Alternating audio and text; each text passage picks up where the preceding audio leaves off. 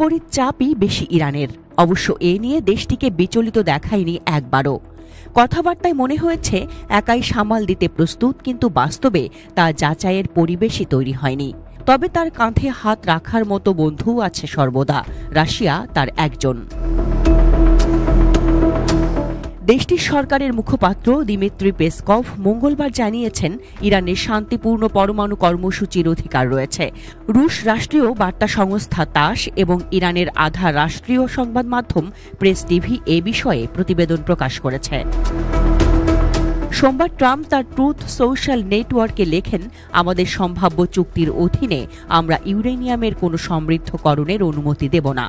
ট্রাম্পের মন্তব্য সম্পর্কে জানতে চাইলে ক্রেমলিনের মুখপাত্র দিমিত্রি পেসকভ বলেন, দেশগুলো শান্তিপূর্ণ জ্বালানির অধিকার রয়েছে, তবে শান্তিপূর্ণ পারমাণবিক শক্তির ব্যবহার আন্তর্জাতিক আণবিক শক্তি সংস্থার কঠোর নিয়ন্ত্রণে হওয়া উচিত।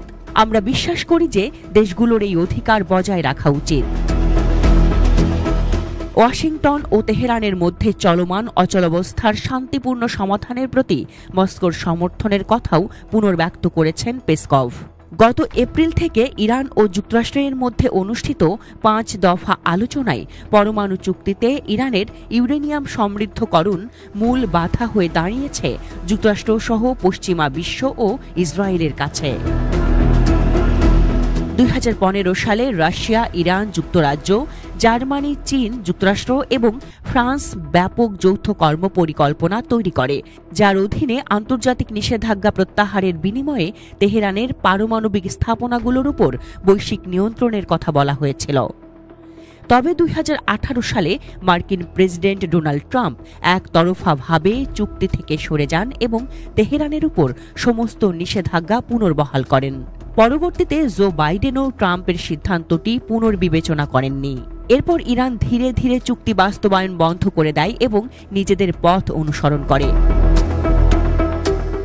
2025 সালে হোয়াইট হাউসে ফিরে এসে ট্রাম্প ইরানের উপর সর্বোচ্চ চাপ প্রয়োগের নীতি পুনরায় চালু করার জন্য একটি নির্বাহী আদেশে সই করেন।